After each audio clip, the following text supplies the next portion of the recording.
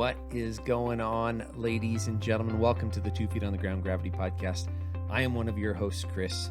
Hey, as usual, I am excited that you're joining me here today. Today, I had the honor of interviewing 25-year police veteran, senior police officer Johanna Abad of the Houston Police Department. Great conversation, listening to her experiences and her mindset in life. I think you're going to enjoy hearing from Johanna. Hey, before we get into that, though, we first want to talk about our sponsor. Sponsor of the 2 Feet on the Ground Gravity Podcast is Service Peace Warriors. Service Peace Warriors is a 501c3 nonprofit dedicated to our veterans coming home with war-related PTSD and other disabilities. I don't know if you're aware of this, folks, but the rising statistic of veteran suicide is up to 24 a day, and that is just not okay. The goal of Service Peace Warriors is to place as many service dogs per year with veterans who are in need of help. And they do this at no cost to the veteran. That's right, up to $32,000 from puppy to sending a dog home with one of our nation's heroes, our veterans, can cost up to $32,000, and that is $0 for the veteran. They do that through grants, through the generous donations of people like you and me, and through operating their own dog training academy and using those proceeds to put service dogs in the hands of our veterans. Folks, if you haven't heard of them before, please check them out today. servicepeacewarriors.org, servicepeacewarriors.org. Find out how you can get involved or donate to them today to help out our veterans. Hey, with that, let's talk about today's guests. Senior Police Officer Johanna Abad has done a number of things in her law enforcement career. She's been assigned to the Public Affairs Office. She's been an instructor at their police academy. More recently, she has been working as the museum project director, gathering the history of the Houston Police Department and putting it in a form that allows other people to see and enjoy it. She's an avid runner, good way to sit there and burn off some stress. But more importantly than all of that, she's a mom, she's a wife, she's a realtor on the side, she's a mentor to inner city kids, and she's a friend. And folks, I've only known Johanna here for a very short time now, but absolutely remarkable woman. You're going to enjoy hearing from her. So with that, I say we jump over and hear from Johanna. What is going on, Johanna Abad? How are you today? I'm doing great. Lovely to have been invited. Yeah, thanks for joining us here on the 2 Feet on the Ground Gravity Podcast. I know we talked offline before this, but obviously the listeners aren't privy to that. So I wanted to kind of rewind back just a little bit to probably about within the last week and a half, 2 weeks. I have my house full with all my daughters. We're celebrating Christmas, and I'm scrolling through all the different social media platforms, and I'm going across Twitter, and I saw some of your posts, and I was just drawn to it because of the positivity that I see you projecting. And that's something that we're trying to unpack here. You know, my opinion, and from my experience here in the Pacific Northwest, is that our communities, both the communities where I live, I feel like America, and I feel like our world community has experienced loss at a higher rate over the last couple of years than previously. And I'm wondering, I don't know, what are you seeing down in the Texas area? Are you seeing the same thing, or is it different down there? Well, you know, we live a little bit different down here south, right? Things are done a little bit differently, and you know, it's business as usual for the most part, right? I mean, we really try to keep things as everyday as possible. You know, the schools, we got lucky that with everything that's gone on in the last couple of years, our school system did not shut down, you know, in its entirety. So, you know, that's allowed life to continue and actually not be a complete drag, because I cannot imagine, you know, when school stop, it stops everything. So, you know, things are a little bit different. That's the one thing I can say about that. Down here, we truck along and we push through and we get stuff done. So we're still moving forward. Yeah, I know I shared this with you already, but my cousin lives down there in the Houston area, and She follows, so she's probably listening. Mel, I love you. You rock, cousin. Hey, And Mel. she has shared that with me as well. Is that things are done differently in Texas. Here in Washington State, we will allow you to smoke marijuana, but we won't allow you to have a plastic straw. Oh, But hey, yeah, that's life. yeah. Here we ask for the plastic straws for the most part, along with the margaritas that you're taking to go. So, Hey, you are a woman of many hats. Can you maybe unpack some of that? As I was uh, thinking about asking you to be part of this podcast, I'm sitting there trying to figure out what you do, and I couldn't totally figure it out because of the numerous hats that you wear. So, what are the different areas in your life, different responsibilities that you have? well, I have been a Houston police officer for almost 25 years. So, I guess besides being a mom and a wife, 25 years of being a cop is primarily what I do. We talked about how you keep yourself grounded and how maybe you find a balance and maybe managing all the hats or wearing all the hats that I wear. It's a part of how I keep sane, right? Like how I keep my, you know, center of gravity and so that, that's my primary jobs. Outside of that, I mentor kids in the inner city, and I do a little bit of real estate, and I run a little bit, and I just try to stay as grounded as possible. Yeah. Wow. So being a 25-year police officer, I know, as first responders, no one calls 911 because everything's going good, right? Like no one calls 911 and says, "Hey, my kid got Right. straight A's. Will you come over and Ex- give him a high five? Hey, my wife made this amazing dinner. Will you come over and just tell her how much I appreciate her?" People call 911 because there's dysfunction, there's chaos, there's loss sometimes, right? That they're experiencing, whether it be they're the victim of a crime and their loss is the safety and security of people not messing with your stuff, or maybe they've lost a loved one. With that, you experiencing loss vicariously through others over the last 25 years. How do you maintain perspective in the midst of that? I mean, that's difficult. well, like you said, we don't normally get a call because they want to say, "Hey, try my chili," or check out my dog. I had the cutest puppy. I mean, we don't get those calls, so it's very unfortunate. But it is, somebody's got to do that job, right? And the fact that we have to deal with people every day on their worst times, right? Like they're calling us experiencing loss, children, family members. I mean, every situation, I can probably give you an example of every situation that I've encountered. And, I think the biggest thing when it comes to that is trying to find uh, maybe something else outside.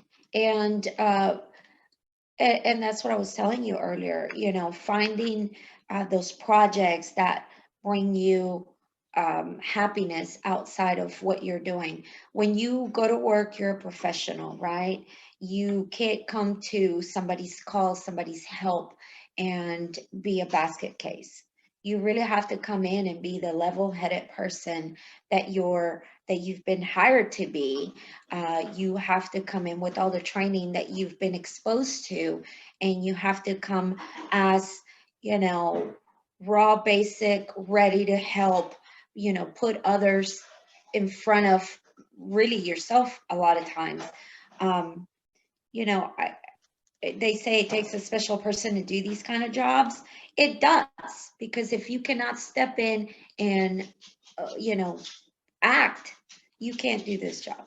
So in those times when the crises are here, when people are going through their bad times, you come in as a professional and you handle the situation. And, like I always tell people, 99.9% of us go out there and just try to do our best every day, right? Like I don't wake up, we talk about all the hats. I know when I wake up and I put on my police officer hat, I got to go to work. I'm not thinking, that at the end of my day, I'm going to lose my job, lose my freedom, lose my life. Like, I really need to get home for a, 5 o'clock dentist appointment, or, so we do our best every day. But when you get off, right, when that 5 o'clock comes around, you have to have everything else that will kind of coat or sugarcoat what the sadness or the situations that you've encountered, so you can perform the next day. So I think that's where a lot of us really try to find, something, whether it's running, yoga, family, unfortunately, alcohol, right? I mean, it's the reality of what we deal with. So I think that's how you find that balance, that Yeah. extracurricular. Do you feel like you've always, I mean, 25 years, rewind the clock back 24 and a half years ago, uh, were you already there? Were you already striking a balance in your life? It sounds like you are I mean, through running, through being a wife, through being a mother, it gives you perspective. But is that something that you had to grow into, or someone mentored you into, or did you have that at the beginning of your career? I mean, I think that's a maturity thing, right? I mean, I was in my early 20s out of college. I needed a job that paid the bills, and I was looking at, federal law enforcement. Um, so I figured I'd do something to kill the time while I got on with the feds, right? And again, 25 years later, life evolved. But I think that comes with maturity, Um, you start realizing that it can't always just be the job, and it can't always be that, because in the early years, I mean, out of college, and you see an accident with a fatality with a 17-year-old and his car got split in two, how do you go home and deal with that? So early on, I started realizing there's got to be more than just the job. And, fitness was my first thing. I was always physically fit and wanted to be out there. And so I started on that. And little by little, right, that led me to my person, right? And he's the same way. So, little by little, you get there. But it comes with maturity, I think, more than anything. I mean, you don't have it all. You don't have all the answers. You really just have to get day by day. And, and that's, I think it came. It took a while, but it came. Obviously, I mean, you have girls, I have kids. I have one actually going off to college, which is crazy. But I look at him and I realize, it's going to be a while, right? It takes a minute. When you get there, you're still not there. You still have so much more to work on. Constant process. I like that. I Constant. agree with that mindset. And yes, I have two adult daughters, and they're doing remarkable. They're doing great Yeah. things, but they also have to figure some things out for themselves. As a parent, I want to shelter them. I want to tell them everything and protect them from experiencing loss or trauma or pain. But the reality is, some of it they're just going to have to experience You can't. themselves. Yeah, Yeah. absolutely. Hey, one of your jobs for the Houston Police Department has been to revitalize or categorize, to bring to life the Houston Police Museum. What has that experience been like for Ooh. you? Um, so, talking about, I'm not from Texas. I'm a transplant Texan, but people that live here will tell you we got here as fast as we could, right? It's hot. There's a beach close by, good quality of living. But again, I didn't grow up here. So being a historian for a huge, major city department, and trying to unpack all that, it's been a 10-month process for me. I started about 10 months ago with the idea of, we're not, I say we're not moving forward, but I mean, it's history, right? So we're moving backwards and we're moving forward and we're dealing with right now. So I started 10 months ago looking at what we had and realizing that we were no longer collecting items to add to our collection.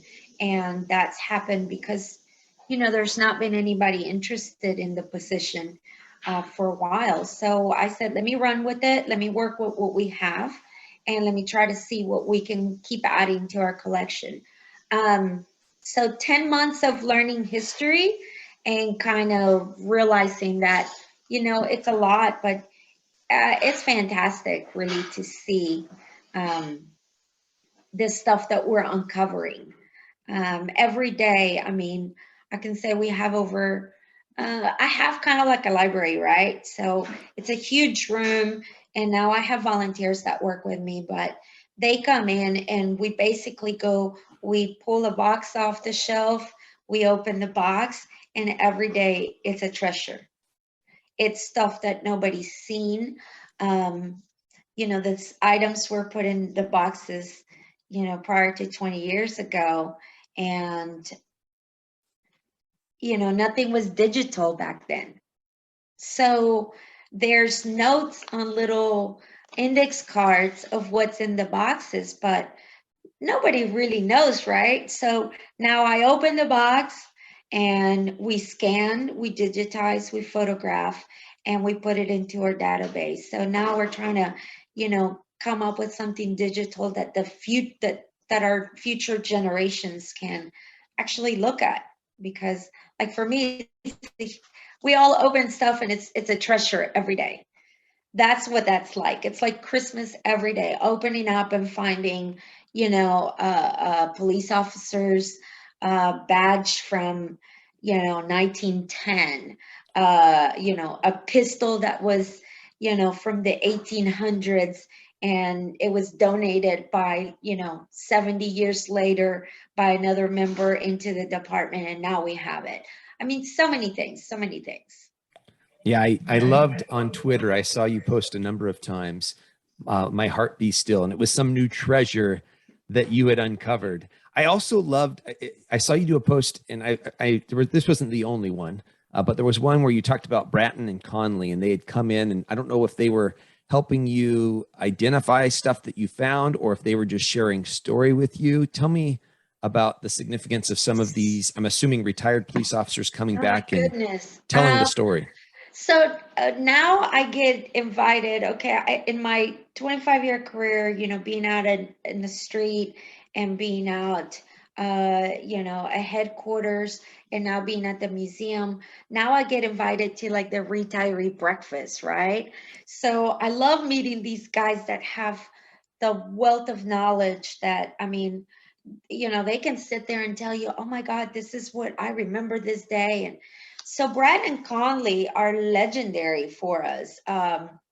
Those two guys actually in the last 20 years have been the ones that, I mean, I call it modern era because they prior to, right, there was no documentation of anything. Everything was done, but I mean, it's so crazy how the internet and, just systems have come in to be able to put things in order, right?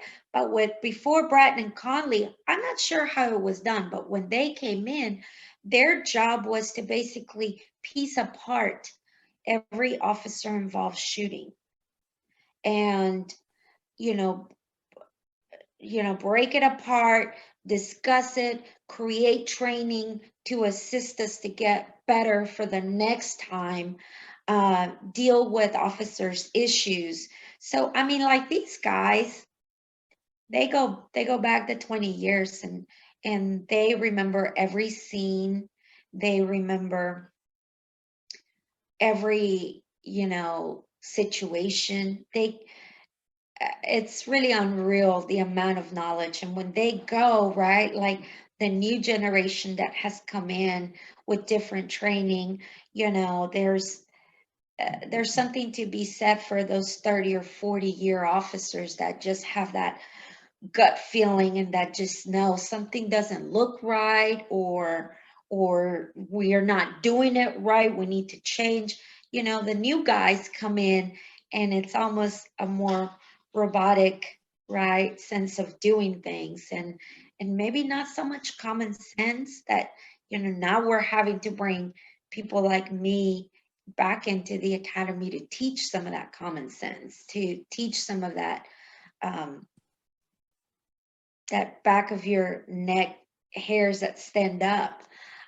So when I get retirees like Bratton and Conley, I mean, I'm like, in awe of everything they can share. Because when those guys go, a lot of things go, right? And I Yeah. guess maybe that's where I became a historian, or where I became project manager over this process, over the museum. Because I'm realizing now on my way out that when I go, there's a lot of stuff that goes, right? And unless we can write it down, put it down, teach it, talk about it, you can't move forward if you can't see where you've been, I think. Oh, wow. No, I completely agree. I love what you just said there. And honoring, not only honoring, being competent in what happened in the past.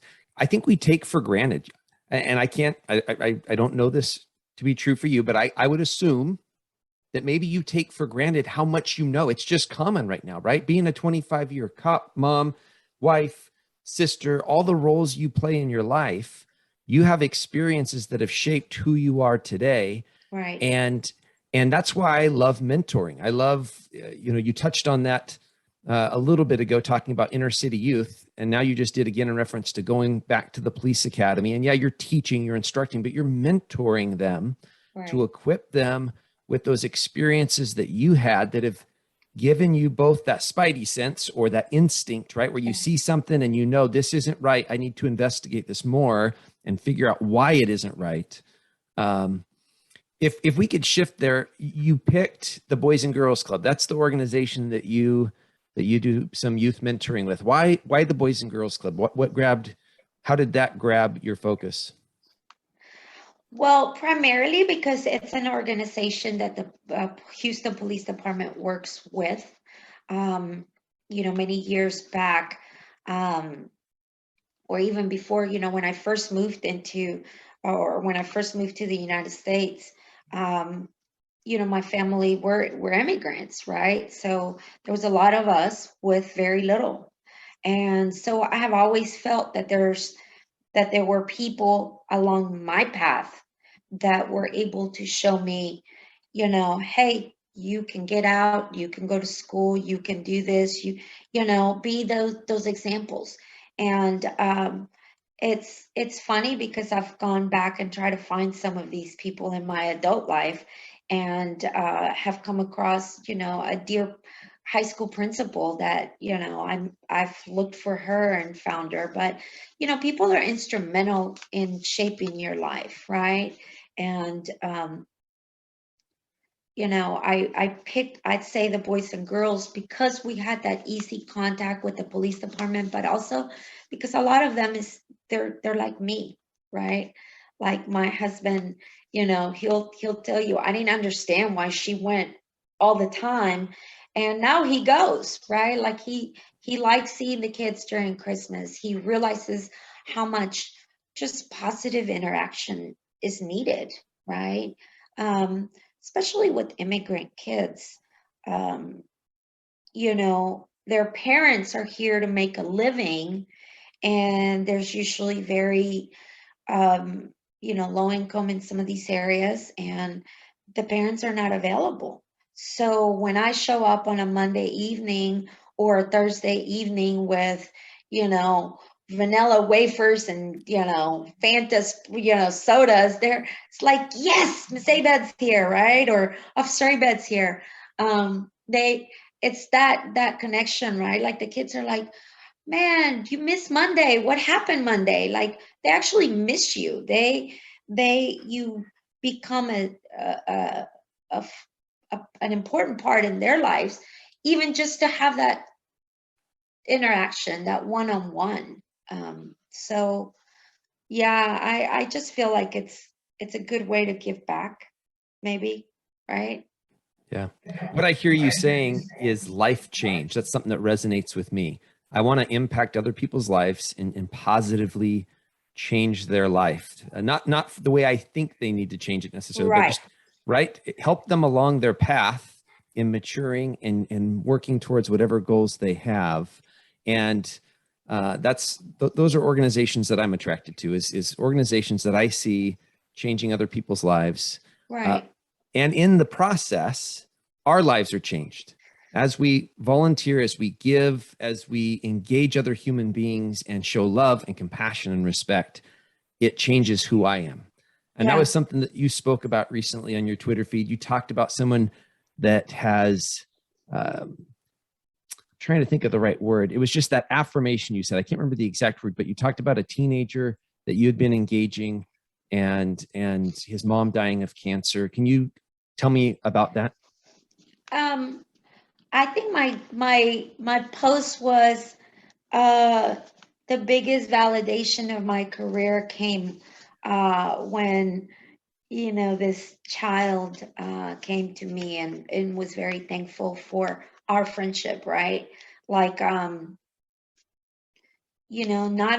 a commendation, not a supervisory kudos to you, not a chief of police letter, none of that stuff, right? Like, when you look at your career and you have a file to show for, none of that stuff matters, right? You look at this specific child, and I mean, we didn't talk about it, but like he started coming about a year ago, like October last year, and showing up. And he's my oldest kid at the Boys and Girls, right? Like everybody else is under 13, and then here I have a 17-year-old, and I'm like, why are you coming here, right? And he came every day, like he came every day. And for a year, literally, um, he would come in and sit in the game room and play puzzles and talk to the kids and do well. He didn't talk much, so I'd say not talk to the kids, but really play with the kids. But I'm looking at him and I'm like, he's 17 years old. I say, hey, you want to go outside and play? You want to throw the ball? Sometimes I play basketball with them, or we play video games, or we do homework, or we'll go to the tech lab and we play whatever educational games, or and he never really wanted to do anything, but he was always there. So for a year, very little communication, and I couldn't engage him, but I knew he was coming. Well, this year specifically, he kind of broke down and said, my mom passed last November from breast cancer, and I come here because I get a meal before I go to bed, and I feel like these is my family members. His dad's a laborer, and his dad's gone all day, basically, right? Like he provides shelter, but that's all he had at home.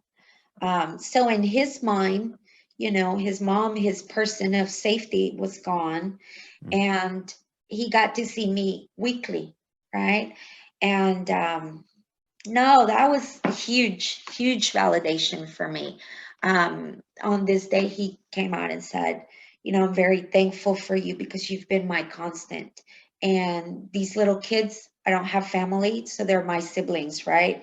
And then I get a meal and then I go home. So that to me was like, right? Like my whole career was summarized to that. Yeah. Yeah. Well, and again, you impacted another human being's life, right? And there's that connection piece. And anything special in my life, it comes Oh, back to some type of a relationship with another person. It's not the truck or the verbal affirmation from work. When a boss tells me, "Hey, you did a good job," it feels good. It feels good, but nothing compared to another human being saying, "Wow, thank you so much. You made my life better." yeah. Hey, I see you follow. I think it's Harris County Sheriff Ed Gonzalez, and I hadn't seen much of his content before, but he just really is pushing out a bunch of Oh, positive content as well, isn't he? That guy is, so we're good friends. He was a Houston police officer before he became the sheriff. Um, and he really makes it a point, like every Sunday, every Monday, get out there, let's do our best. Um, that stuff is contagious. And I always think this, it's really easy to work for a good boss, and you will do everything not to make them look bad, right? Or him or her, right? You will bust, right? Because you're going to do everything in your power. And I think Ed is very much that person, like working with or for him. It's very inspirational, and he's genuine, right? Like you hear a lot of these politicians. I mean, that's an elected position here in Texas, but you hear some of these politicians just trying to go through the motion because they have aspirations of doing something later on. Um, but not Ed. You know, that's That's who he is. that's a good man. Yeah, it's One exciting. of his one of his posts I liked was I'm looking off here to read it. Storms come and go. All chaos has an expiration date. And I love that right there. Yes, it may be chaotic in your life, but hey, Oh, folks, it has an expiration date, a new day to practice gratitude. Is that something that you do in your life? Do you, whether you have a gratitude journal or just when you're driving to work, do you carve out time in your day to sit there and recognize the things that you have to be thankful for? yeah, and I think I push that on my running friends because I feel like when we get out there in the open air, yesterday was 25 degrees, right? And we got out there and got a few miles under our belt. And when I get out there and I find days like that, nice, crisp, cool days, and you see the beauty of things, and it's a new year, and I was off today, so I kind of knew I was going to have some time to do my stuff. Um, you're thankful. You're thankful for everything that happens, and we all don't know where this year's going to go or how it's going to go, right? Um, with the illness, I mean, you could walk out to the convenience store and things could happen. I mean, schools, you see all these mass shootings, malls, movie theaters. You just don't know. You just close your eyes and just be thankful that we're here and we're able to pass along a little bit of sunshine to everybody else. And hopefully our kids, right? Like they can be an extension of what we are, and they can go out there and say, you know, my mom was, she's a beast. She'd get out and do this and that, and she'd never take no for an answer. I mean, that's the extension of you. So, if not for us, for the next generation. Yeah, I couldn't agree more. Well, hey, time is my most valuable commodity. And here in very short order, with you not knowing me hardly at all, you agreed to come on the podcast. And I really appreciate you carving out time today to share with the listeners your mindset, just some of the different aspects of your life. Right. So thank you so much for the time. Thank you for what you do there in the Houston community with my cousin being down there. It means a lot to me knowing that they have great police officers like yourself down there That's committed it. to doing the job. And always here. I love your message of positivity, and I mean, I wish we had more, right? Yeah. Well, hopefully, like you said, it's contagious. So if we keep at it, right, whether it be pushing out positive messages, having great conversations, listening to people. Here's the deal. We don't got to agree with everyone. I don't got to agree with you on No.